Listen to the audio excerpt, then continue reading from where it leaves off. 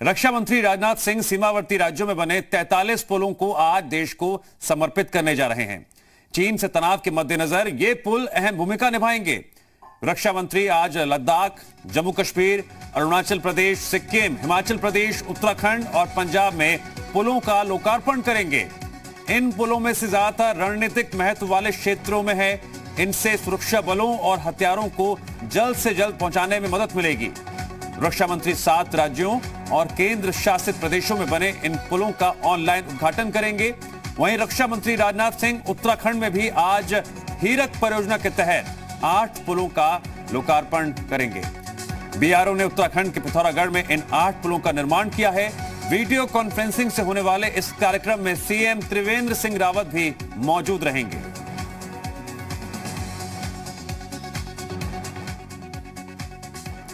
इस खबर पर और अधिक विस्तार से आपको जानकारी देंगे मेरे सहयोगी रामानुज, जुड़ गए देहरादून से सीधे।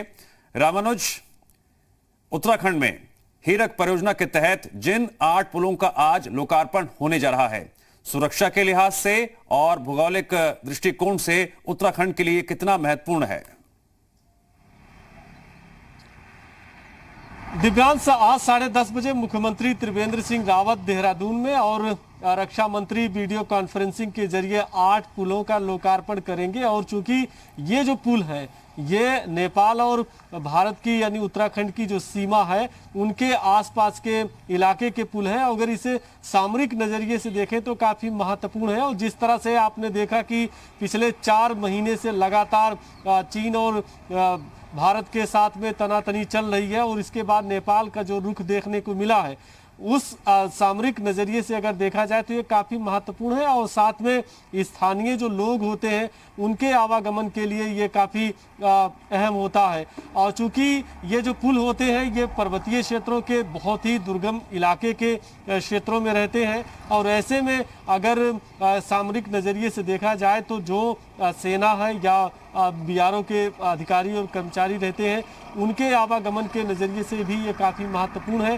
साथ में चूँकि ये सीमा जो है ये पूरी तरह से नेपाल के साथ में लगती है और ऐसे इलाकों में दूरस्थ क्षेत्रों में जो लोग रहते हैं उनकी कनेक्टिविटी जिला मुख्यालयों के साथ में बनी रहती है।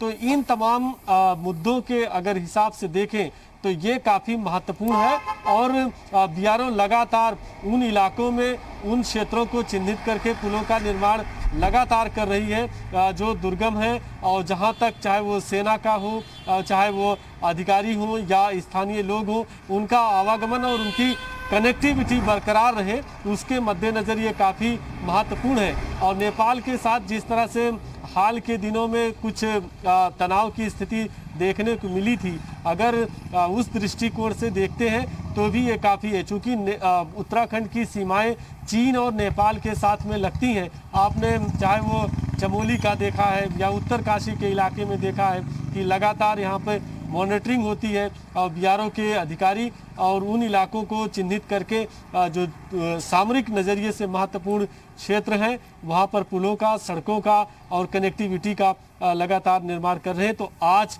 एक बहुत बड़ी सौगात है पिथौरागढ़ वासियों को।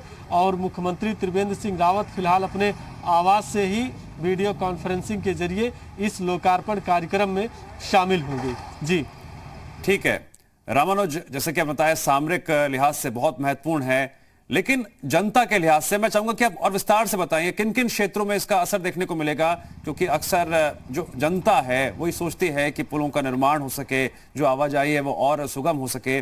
जनता के लिहाज से जरा और विस्तार से बताइए, बारीकी से बताइए, ये पुल कितने महत्वपूर्ण है? देखिए दिव्यांश, से चूंकि ये जो इलाके होते हैं ये दुर्गम इलाके हैं और जिला मुख्यालयों की जो कनेक्टिविटी होती है वो सबसे महत्वपूर्ण होती है। और पिथौरागढ़ है, चंपावत है, टनकपुर, बनबसा और साथ में नेपाल के बॉर्डर के इलाके जो हैं वहाँ लोगों का आवागमन रोज रहता है। नेपाल के साथ में उत्तराखंड में कहा भी जाता है बेटी और रोटी का रिश्ता है। ऐसे में जो कनेक्टिविटी है वो दोनों नज़रिए से काफ़ी महत्वपूर्ण है।